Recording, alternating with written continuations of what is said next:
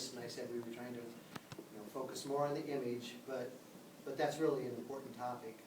And I want to assure everybody that what we have, our is it $30.8 million budget that's currently for this project. What that includes is that this project would be at a minimum LEED silver. So it's a goal for everybody. We would like to see a platinum building, but you can't guarantee that, but we're pretty confident that we could achieve LEED silver, no problem. In terms of the exterior components, we need to also think about sustainability. I talked to you about the 500-mile radius and trying to have products that are within that radius. For instance, we wouldn't, if we had a stone, we wouldn't want it to come from China. It would need to be, and you suggested Casota stone. So those are the kinds of things we'll think about in terms of the materials that we use on the exterior, but also the energy the building uses as we develop those systems. This is what we're going to do now. The next steps would be that we would take your input, and we'll have additional sessions. I think this morning we talked about the possibility of having some of these images posted on the web, or maybe even additional images, and get some additional comments that way. But we'll be working over the next month or so to develop conceptual rendering, kind of based on some of what we've heard, what we'll continue to hear. Develop that conceptual one or two images, I think a couple images of a potential building. Now, it's just a concept, and we haven't gotten into the details. What we're only paid to do now is for this study, this conceptual image of the building. If this referendum were to pass, then we would move forward, develop the design, we would move it into schematic design, and things may change as you get into the details, into the nitty-gritty of the project.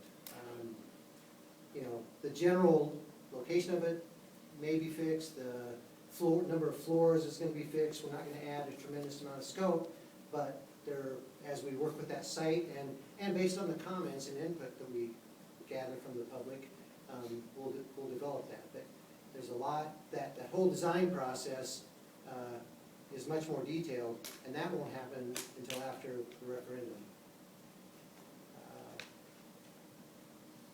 John, any comments you'd like to say? I've been looking at the post-it notes. There are a lot of great comments. I really like the ones that talk about light and airiness and views of the existing courthouse, because I think there's some opportunities for us to incorporate some of those ideas because of the placement of the building and it's the zoning that the public spaces face the courthouse, and so I think we can accomplish some of that quite well.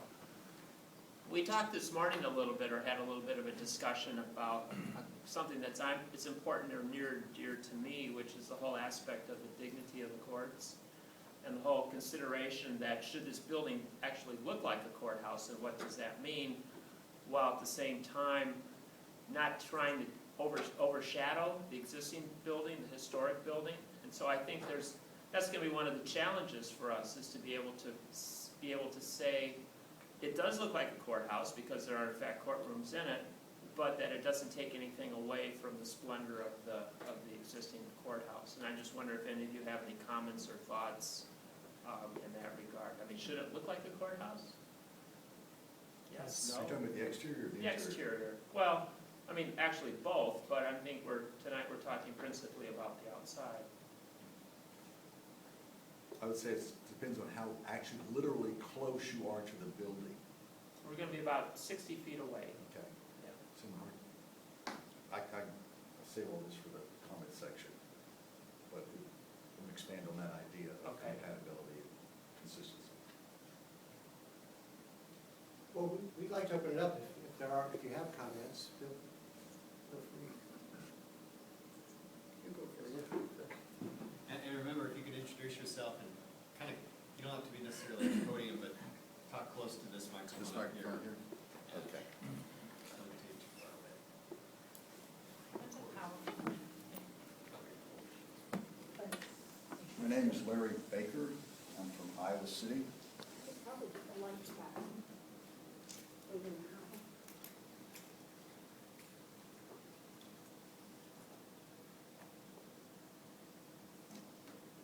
Oh, that's good.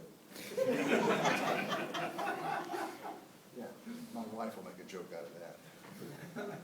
I'm gonna stop there. All right. I'm Larry Baker from Iowa City. First of all, I'd like to thank you all for having this meeting. I know people working on the project, and especially the elected officials, it is very often a thankless job, and I do not want to add to your grief. My concern is basically historic preservation, exterior design. I have a couple of questions about the process involved, but first, something else came up in the earlier discussion. In the original 5-story proposal that was voted down a while back, what was the total cost of that project? It was like $47 million? It was 48, roughly 48.1 Okay. was And the so you- project cost, but the bond referendum was in that $46.8 million range. And that was for a 5-story project, and now you're down to a 2-story project for $30 million. 3-story. Three-story, I'm sorry, 3-story. three-story. 3-story building. And you originally had planned on the, what was it, the west side, and now you're thinking leaning towards the south side. Correct. Larry, we've been through a number of meetings kind of getting to this point, so we may know stuff that has to do with your questions, but based on inflation rates from the first bond referendum, we're voting on the exact same building today. It would cost about $55 million. Now, that may have even changed because our numbers were from January, but it just has, a lot's going on, not only in our area, but just construction costs are going up. Sure. So, and then interest rates are beginning to inch up, and so the debt will change also. So, you know. and right now, cost is not my primary concern. Okay, I mean, but that's why Yeah. you know, it seems like this It isn't just seemed that like big a a discount, jarring but you figure. need to compare it more to 55 million. All right, I want to get back to the design process. It seems like you have less conflict with the current design if you stick with the west site as opposed to the south site, because of that, the grade and that you take advantage of on the west side, that you could free the view of the building from at least 3 sides, and if you were lower down on the west side, you free up more of the original building to be seen. I mean, that might be too simplistic, depending on how far down you can use that grade on the west side. So what was the advantage of going to the south side? Well, I'll give this a try. Enough people expressed concerns that they wanted to be able to look straight onto the courthouse and not have that obscured. Okay, so anything to the back of the courthouse, so to the west side, would take away that kind of look from the front. They didn't. Enough people said they didn't like the wraparound. The other thing is that if you were ever going to expand this, you would probably continue to move south. So by adding a building here with a kind of a skywalk, but it's a ground level skywalk, you keep that front on view with nothing obstructing other than this little skywalk that's punching into what was an old door in the original construction. And then it gives you opportunities to add on some phase that I probably won't be around, but next to it or behind that. And so, I mean, that was kind of the rationale. If you put 3 stories on the west side, how do you connect that to the courthouse? And you're making people walk through your site, which is what the original plan was. But if you no longer need to do that because of the 5 stories, why not green out the entrance closer to the street and make a more friendly entrance for people? I mean, that's some of the discussion, I mean, I'm sure other people Larry, can add. another big factor in that was cost of excavation of the backhill, securing the old courthouse, making sure there was no damage done. And it was, I think, if I remember correctly, that was almost $1 million, the excavation and securing that back here. So the west side would pretty much preclude expansion for, Not necessarily, but, you could still go to the south and just kind of string it out along the bottom, I guess. But it was just, if we move it over to the side, we get it out of the viewscape and we're not having to deal with that huge hill. And so you're keeping what people, some people, and you know, there's 139,000 opinions, everyone in our county. But some people felt having it, quote, behind it, took away from the view of the historic courthouse. And so that was some of the discussion is if you just move it to the south, you keep both the west and the east as basically a clean view. but the south side will be easier to expand for additional uses in the future. Yes, because where those houses are and then the parking lots, the county's in the process of acquiring those parking lots. Now, this question about the process.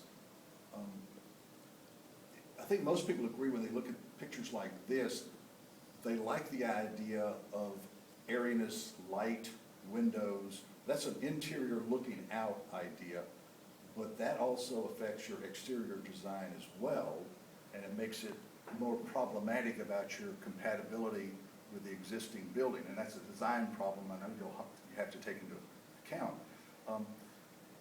My concern is, you know, Rod and I have had these discussions, and with other people as well, and I go back a long way in Iowa City and historic preservation issues, and words complementary and compatibility and consistency are somewhat open-ended. And so what I want to know is, when you talk about these designs will not really be finalized until after the vote is taken. So how close can a voter approach this issue and think, well, that's what I'm voting for? We have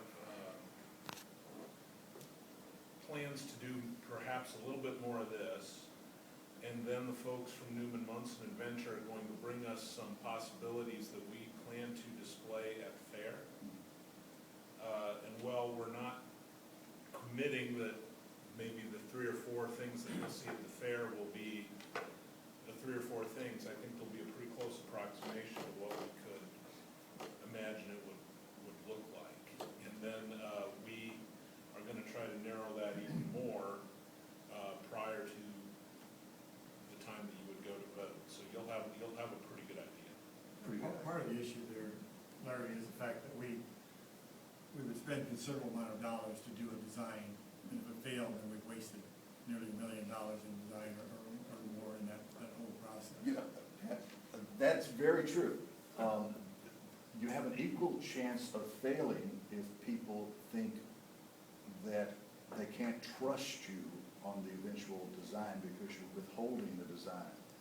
And I don't take that personally. No, I deal with this all the time. It's like that, for example, when something comes to the city's historic preservation, pretty much that design has to be approved before it's approved by the city. And deviations from that can lead all sorts of problems for the developer. So what I would be looking for is, how close are you going to get to a design before the election? And then how confident am I that or something very close to it will be the design that's eventually built? Sure, you can have say this is it, and there's always going to be somebody who says, I don't like it. But my concern is you're gonna have just as many, if not more people, dubious about the whole process if they don't think they know exactly what they're voting for. I think, Larry, what we're trying to do is not make a mistake like the first time, which was the architects came up with a rendering, and it's only a rendering. And we said, okay, let's put it on the ballot.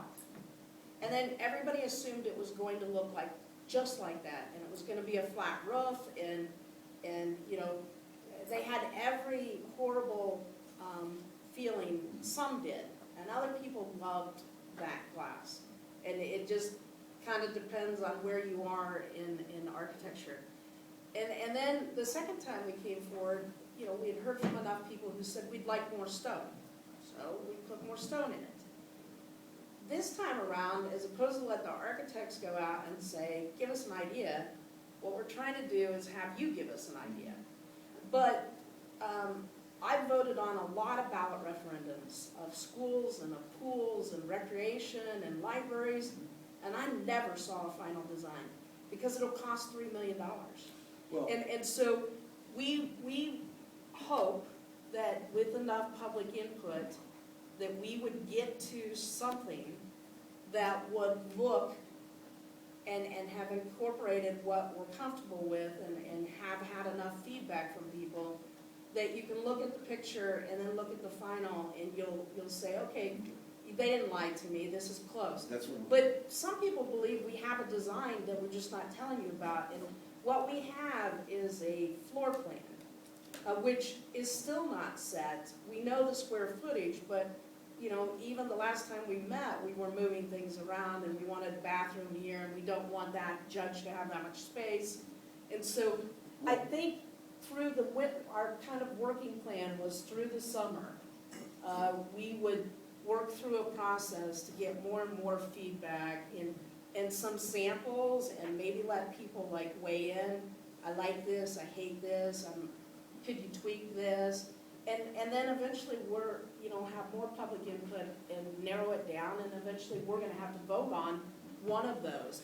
But it will not be the final design, it just can't be. No, and I understand that, and I've also voted and worked on projects that we don't know what the final design is gonna be, but almost none of those were dealing with an existing historic structure that has to be accounted for. That's my concern, that when you go into this, that you're not just designing in the abstract, you're designing something that is, and I've said this to Rod, and I hate to pick on Rod because, no, I don't mind. Okay, go ahead.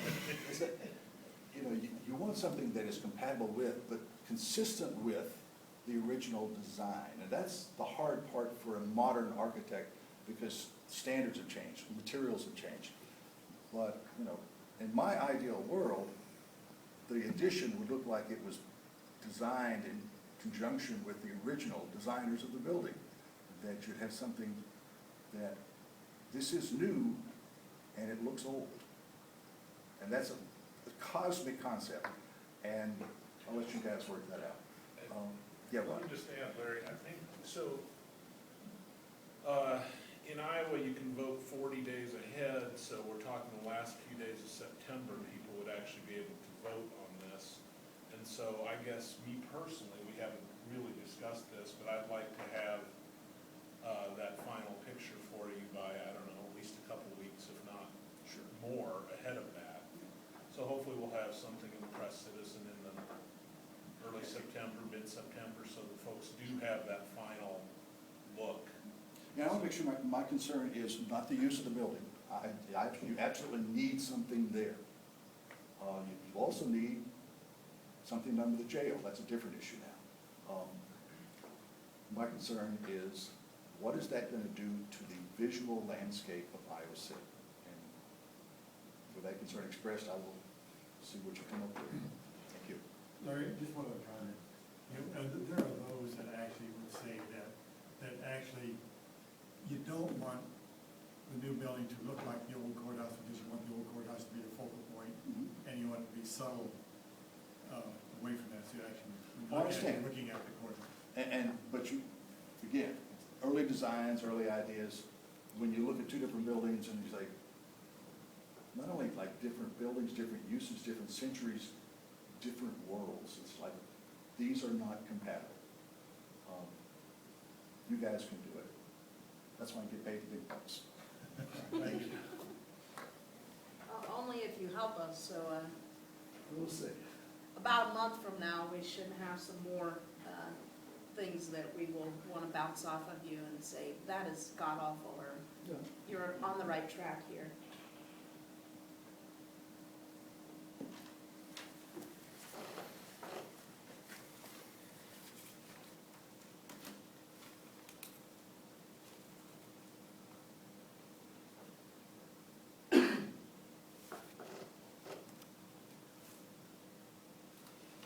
I'm Ann Christensen.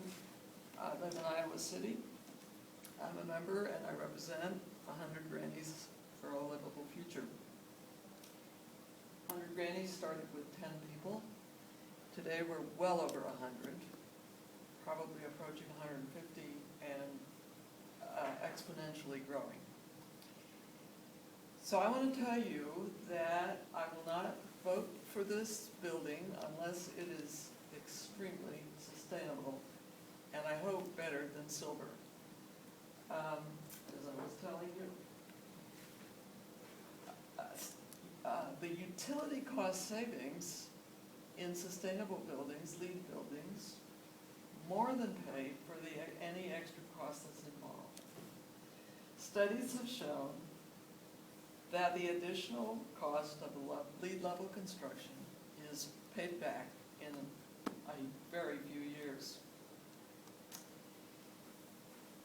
There were 150 buildings studied by the U.S. Department of Energy, and the payback from sustainable retrofits were paid back in 8 months.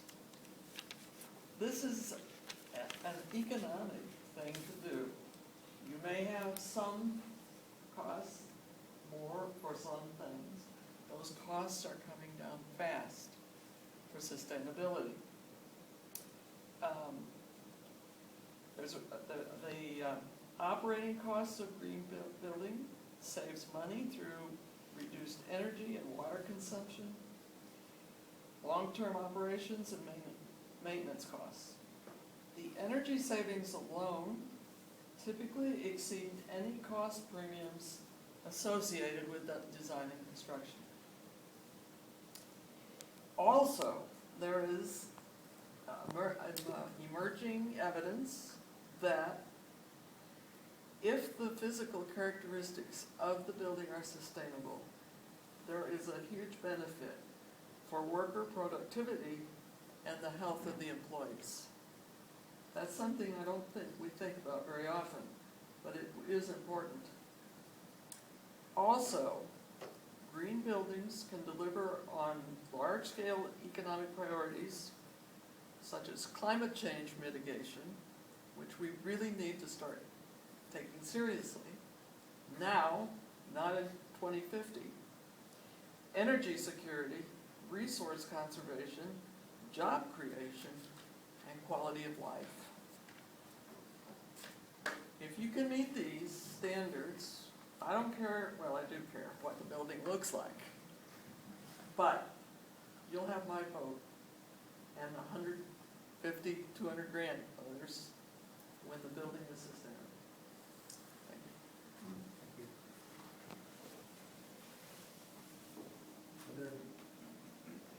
Other comments?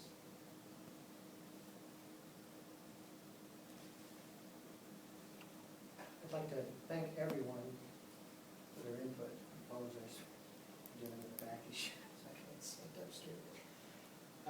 It's important that we get this input, and we'll take these comments to heart. Thank you again. For Terrence, do you have any closing comments? No. Is anyone from the Board of Supervisors? Again, I think the process, we're going to look to try to get something on the internet or on our webpage to try to solicit additional comments from the community, similar to this, to give us some general direction to forward over to our architectural team, and then have something prepare for the county fair. The Criminal Justice Coordinating Committee, which has dissected this issue in a way to address both courthouse needs and jail needs, still meets. We meet on the first Wednesday of every month at 4:30 in the afternoon in the, I think we're in the county administration building, or at HHS, one of the two, depending on availability. Probably Next one's in HHS. the administration building, and It then is. we're back